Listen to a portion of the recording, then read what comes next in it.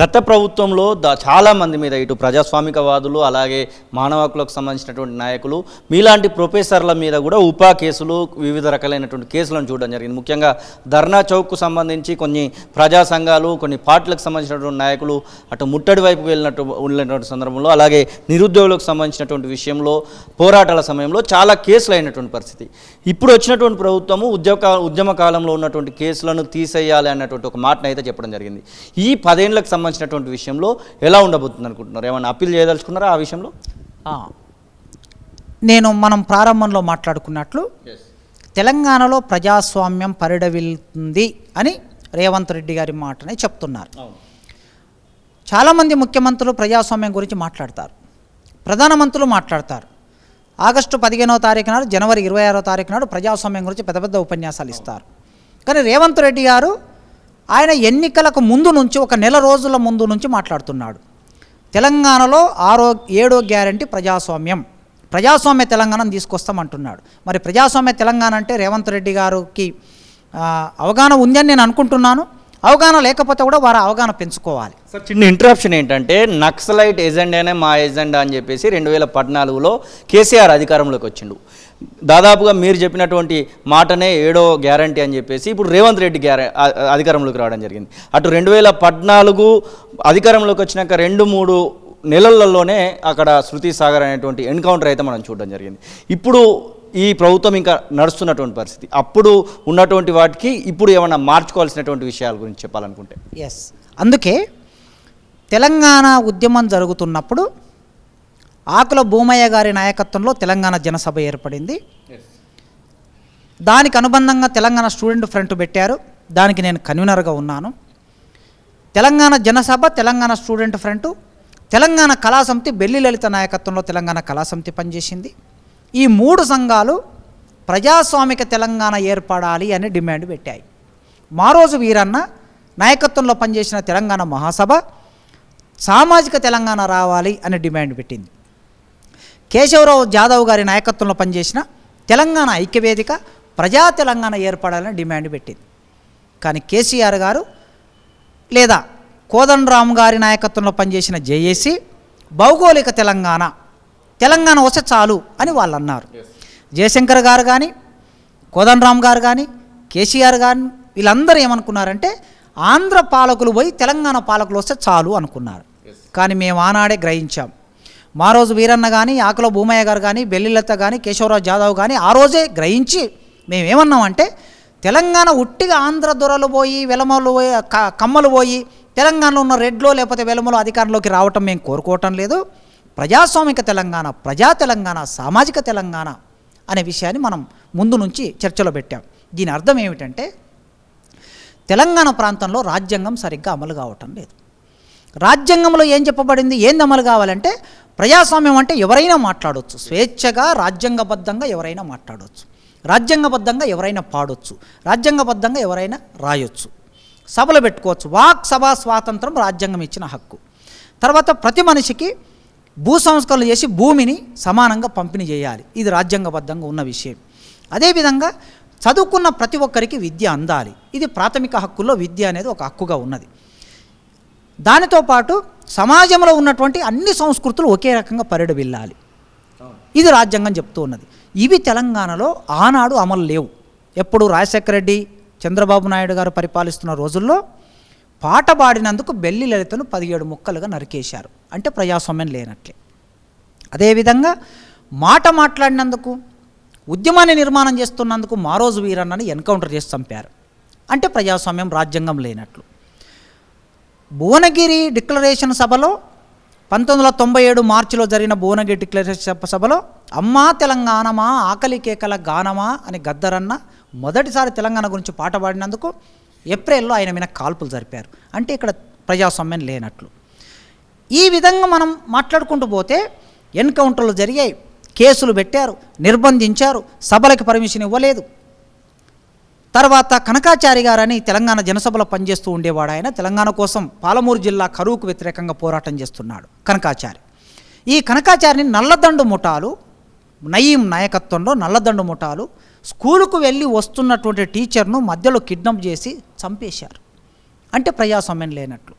అందుకే మేము ఈ ప్రజాస్వామిక హక్కులు తెలంగాణలో పరిడవిల్లాలి, అమలు కావాలనే డిమాండ్తో మేము పనిచేశాం. తర్వాత తెలంగాణ రాష్ట్రం ఏర్పడింది. తెలంగాణ రాష్ట్రం ఏర్పడిన 10 సంవత్సరాల కాలంలో ప్రజాస్వామ్యం లేదని ఈ కోదండరాము, తర్వాత ఈ రేవంత్ రెడ్డి గారు, చాలా పార్టీలు వీళ్ళు మాట్లాడారు. మేము అంతకుముందే ప్రజాస్వామ్యం లేదని అంటున్నాం కదా. అంటే తెలంగాణ ఉద్యమంలోనే ప్రజాస్వామ్య గొంతుకను ఆనాడే మనం నినాదంగా ముందుకు తీసుకెళ్ళి ఉంటే కేసీఆర్ వేరేలాగుండేది. కేసీఆర్ గారు అట్లా పరిపాలించే వాళ్ళు గారు. సరే, తెలంగాణ రాష్ట్రాన్ని తీసుకొచ్చి ఆయన చేతుల్లో పెట్టారు. పెట్టిన తర్వాత ఆయన ముఖ్యమంత్రి అయ్యాడు. 5 ఏళ్ళు అయిపోయింది. ఎన్కౌంటర్లు చేశాడు. మావోయిస్టు ఎజెండా నా ఎజెండా అన్నాడు మొదటి ఎలక్షన్లో. నా ఎజెండా అని చెప్పేసి ఎన్నికల్లోకి వెళ్ళాడు, గెలిచాడు. అంటే మావోయిస్టుల ఎజెండాని నీవు అన్నావంటే ఇక్కడ మావోయిస్టుల ప్రభావం ఉంది అనే కదా అర్థం. ఒక ముఖ్యమంత్రి స్థాయి వ్యక్తి ఎన్నికలకు పోయే ముందు మావోయిస్టుల ఎజెండా అన్నావు అంటే వారి ప్రభావం ఉంది కనుక ఈ మాట అంటే నాకు ఓట్లు పడతాయని అన్నావు, ఓట్లు పడ్డాయి, గెలిచావు, అధికారంలోకి వచ్చావు, ప్రజాస్వామ్యాన్ని కూని చేసావు కనుకనే ఇవాళ రేవంత్ రెడ్డి గారు మళ్ళీ ప్రజాస్వామ్యం అంటున్నారు. అంటే మేము 20 ఏళ్ల కిందట మాట్లాడిన మాట ఇవాళ మీరు అందరూ మాట్లాడుతున్నారు. మరి మీకు అర్థమైందా ప్రజాస్వామ్యం అంటే ఏమిటో? అంటే ప్రజాస్వామ్యం అంటే మొదటి షరతు ఏమిటంటే తెలంగాణ ప్రాంతంలో ప్రజాస్వామ్యం కోసం పోరాటం చేసిన నేను ఒక ప్రొఫెసర్నండి, గతంలో విద్యార్థి సంఘం నాయకుని, 20 ఏళ్ళుగా ప్రొఫెసర్ని. ఏం మాట్లాడాను నేను? తెలంగాణలో నిరుద్యోగులకి ఉద్యోగాలు ఇవ్వండి, 2 లక్షల ఉద్యోగాలు ఇస్తామన్నారు, ఉద్యోగాలు ఇవ్వండి, ఉస్మానియా యూనివర్సిటీకి నిధులు ఇవ్వండి, అదేవిధంగా నాణ్యమైన చదువులు ఇవ్వండి అనే కదా నేను మాట్లాడింది. మరి నేను ఈ మాట మాట్లాడితే నా మీద ఒక దుర్మార్గమైన ఊపా కేసు పెట్టి జైల్లో పడేశాడు కేసీఆర్. నా మీద మాత్రమే కాదు, తెలంగాణ ప్రాంతంలో ఉన్నటువంటి ఒక 100 మంది మీద ఊపా కేసులు పెట్టారు. మరి ఇప్పుడు రేవంత్ రెడ్డి గారు ప్రజాస్వామ్యం అంటే ఏం చేయాలంటే మొట్టమొదలు ఆనాటి తెలంగాణ ప్రభుత్వం నమోదు చేసిన ఊపా కేసులు నేను ఎత్తేస్తా అని మాట ఇవ్వాలి. నెంబర్ 1 ఇది షరతు ప్రజాస్వామ్యానికి. రెండో షరతు, మేమే కాకుండా మాతో పాటు తెలంగాణ ఇక్కడ ఉస్మానియా యూనివర్సిటీ బయట చాలామంది నిరుద్యోగులు, ఉద్యోగస్తులు, విద్యార్థులు, రైతులు, కార్మికులు, మేధావులు అనేక పోరాటాలు చేస్తే ఆనాటి తెలంగాణ ప్రభుత్వం వాళ్ళ మీద కేసులు పెట్టింది. ఆ కేసులన్నిటిని బేషరతుగా నేను ఎత్తేస్తా అని రెండో ప్రకటన చేయాలి. ఇక మూడో ప్రకటన, ఇందిరా పార్క్ అనేది ఎప్పటి నుంచో ధర్నా చౌక్, అది తెలంగాణ ఉద్యమానికి అది వేదిక. కేసీఆర్ గారు కూడా అక్కడ నుంచి ధర్నా చేశాడు. అట్లాంటి ధర్నా చౌక్ను రద్దు చేసి ధర్నాలు లేకుండా కేసీఆర్ గారు మూసేశారు. దానికి వ్యతిరేకంగా పెద్ద పోరాటం నడిచి ఆ పోరాటంలో చాలా కేసులు వచ్చాయి. ఇందిరా పార్క్ దగ్గర ధర్నాలు చేసుకునే అవకాశం కల్పిస్తామని సిపి గారు వచ్చి ప్రకటించారు. సిపి గారు రెండో ప్రకటన ఏం చేయాలంటే దీన్ని రక్షించడం కోసం జరిగిన ఉద్యమంలో పెట్టిన కేసులన్నిటిని మేము ఎత్తేస్తున్నామని ప్రకటన చేయాలి. అదేవిధంగా తెలంగాణ ఉద్యమ సందర్భంలో పెట్టిన కేసులు ఇంకా ఏమైనా పెండింగ్ ఉంటే కేంద్ర ప్రభుత్వంతో చర్చలు చేసి రైల్వే కేసులు, తర్వాత విమానయానానికి సంబంధించిన కేసులు, సెంట్రల్ గవర్నమెంట్ ఆస్తులకు సంబంధించిన కేసులు, ఇట్లాంటివి ఏమైనా ఉంటే వెంటనే తెలంగాణ ఉద్యమకారుల మీద ఈ కేసులు ఎత్తేయడానికి ఒక ప్రతిపాదనతో ముందుకు రావాలి. అప్పుడే ఇంకా ఇక్కడ ప్రజాస్వామ్యం అంటే తెలంగాణ సమాజంలో లేదా ఆంధ్రప్రదేశ్ 2 తెలుగు రాష్ట్రాల్లో రాడికల్ యువజన సంఘం మీద నిషేధం ఉంది, రైతు కూలి సంఘం మీద నిషేధం ఉంది, తర్వాత జన్నాట్య మండలి మీద నిషేధం ఉన్నది, యువజన సంఘం మీద నిషేధం ఉన్నది. ఈ నిషేధం మొత్తం నువ్వు ఎత్తేయి. ప్రజాస్వామ్యం అంటే ఎవరైనా సరే, నువ్వేమంటున్నావు, నక్సలైట్లు, మావోయిస్టులు జనజీవన స్రవంతిలోకి రావాలి అని అంటున్నావు. మరి జనజీవన స్రవంతిలోకి వచ్చి వాళ్ళు పనిచేసుకోవాలంటే నువ్వేం చేయాలి? వాళ్ళ మీద ఉన్న నిషేధం ఎత్తేసినాక వాళ్ళు వచ్చి రాజ్యాంగబద్ధంగా పనిచేస్తారా? ఎట్లా పనిచేస్తారు? అంటే ప్రజాస్వామ్యము పరిడవిల్లడం కోసం, ప్రజాస్వామ్యము విస్తరించడం కోసం వారి పాత్రను కూడా నీవు స్వీకరించాలంటే మొట్టమొదలు వాళ్ళ మీద ఉన్న నిషేధం ఎత్తేయాలని మీ మీడియా ద్వారా ప్రభుత్వం ముందు ఒక ప్రతిపాదన పెడుతున్నాం. కనుక ప్రజాస్వామ్యం ఇన్ని రకాలుగా విస్తరిస్తుంది. కేవలం మాటల్లో ప్రజాస్వామ్యం మాత్రమే కాకుండా ఒక ఇంటిలో ఉండే ఒక తల్లి శోకం పెట్టకుండా జీవించడం ప్రజాస్వామ్యం, ఒక భార్య బాధలు లేకుండా జీవించడం ప్రజాస్వామ్యం, బాల్యంలో ఉన్న చిన్న పిల్లలు సంతోషకరమైన జీవితాన్ని జీవించడం ప్రజాస్వామ్యం. మరి వాళ్ళ తెలంగాణ రాష్ట్రాన్ని తాగుబోతుల రాష్ట్రంగా మార్చేశారు గత ప్రభుత్వం. తాగుబోతుల రాష్ట్రంగా మార్చేసిన ఈ ప్రభుత్వంలో నీవేం ప్రకటించాలంటే కొత్త ప్రభుత్వం మద్యపాన నిషేధాన్ని ఎందుకు పెట్టకూడదండి?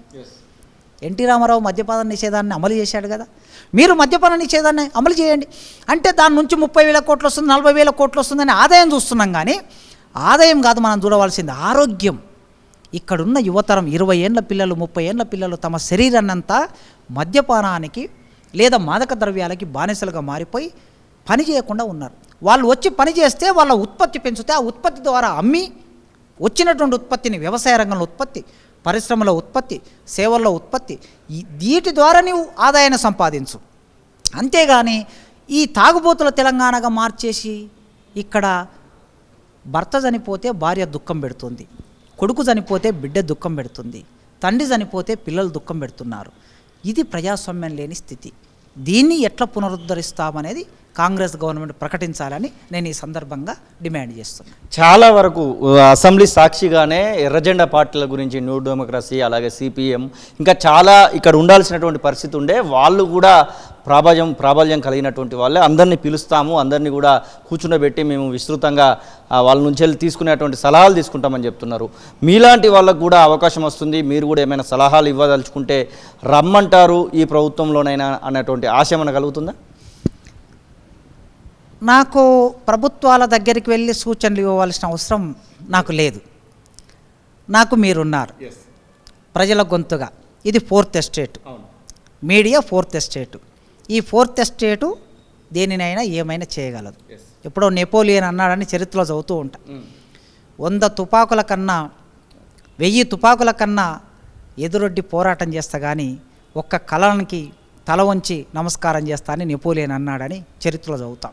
కనుక మీడియా ఒక ప్రజల ఆకాంక్షల్ని, ప్రజల ఆలోచనల్ని ప్రతిబింబించి ప్రభుత్వం ముందు పెడుతుంది. నా ఆలోచనలు మీ ద్వారా నేను ప్రభుత్వం ముందు పెడుతున్నా, వివిధ సభలు సమావేశాల ద్వారా ప్రభుత్వం ముందు పెడుతున్నా. నేను రెగ్యులర్గా పత్రికల్లో వ్యాసాలు రాస్తూ ఉంటా, ఆ అభిప్రాయాల ద్వారా ప్రభుత్వం ముందు పెడుతూ ఉన్నా. కనుక వాటి ద్వారా ప్రభుత్వం వినొచ్చు, చేయాలనుకుంటే చేయొచ్చు. ఎందుకంటే మేమంతా ప్రజల పక్షం నిలబడి మాట్లాడుతూ ఉంటాం. వైయక్తికమైన ప్రయోజనాలు, వైయక్తికమైన పదవులు ఆశించేటటువంటి వాళ్ళం కాదు. గనక నాకు ఈ సమాజం, తెలంగాణ సమాజం ఒక మంచి గౌరవప్రదమైన ఉద్యోగాన్ని కల్పించింది. ఈ సమాజం ఇచ్చిన ఉద్యోగం ఇది, ఈ సమాజం ఇచ్చిన చదువు నాకు ఇది, ఈ సమాజం ఇచ్చిన జ్ఞానం. కనుక ఈ సమాజం నాకు జీతం ఇస్తుంది, నెలకి 2 లక్షలకు పైగా జీతం ఇస్తుంది. ఇది సంపూర్ణం. నేనేం చేయాలి? తిరిగి నా సమాజానికి చేయాలి. వారి పిల్లలకి పాఠాలు చెప్పాలి, ఆ సమాజం నుంచి వచ్చిన పిల్లలకి మంచి పరిశోధన చేయించాలి, ఆ సమాజానికి వచ్చిన సమస్యల్ని నాకు నాలెడ్జ్ ఇచ్చి గొంతునిచ్చారు కనుక వాళ్ళ వైపు నిలబడి నేను మాట్లాడాలి. ఇది నేను చేయగలను. ఈ పద్ధతిలో ముందుకెళ్దాం. Thank you sir, thank you so much. ఇది ప్రొఫెసర్ కాశీం సార్ చెప్తున్నటువంటి ఖచ్చితంగా ఈ ప్రభుత్వంలో తీసుకోవాల్సినటువంటి జాగ్రత్తలు, అలాగే ప్రజాస్వామ్యం అంటే ఎట్లా ఉండాలి అనేటువంటి విషయాన్ని అయితే ప్రస్ఫుటంగా ప్రభుత్వానికి అయితే సూచించినటువంటి పరిస్థితి. ఇక కేసుల విషయంలో కూడా ప్రభుత్వం ఖచ్చితంగా ఆలోచించాల్సినటువంటి అవసరం ఉంది. ముఖ్యంగా ఉపా కేసులకు సంబంధించినటువంటి విషయంలో, అలాగే విద్యార్థి ఉద్యమకారుల మీద, అలాగే విద్యార్థుల కోసం కొట్లాడినటువంటి ప్రొఫెసర్లు, కాశీం సార్ లాంటి ప్రొఫెసర్ల మీద ఉన్నటువంటి కేసులను కూడా కొట్టేసే విధంగా ప్రభుత్వం చొరవ తీసుకోవాల్సినటువంటి అవసరం అయితే ఉంది.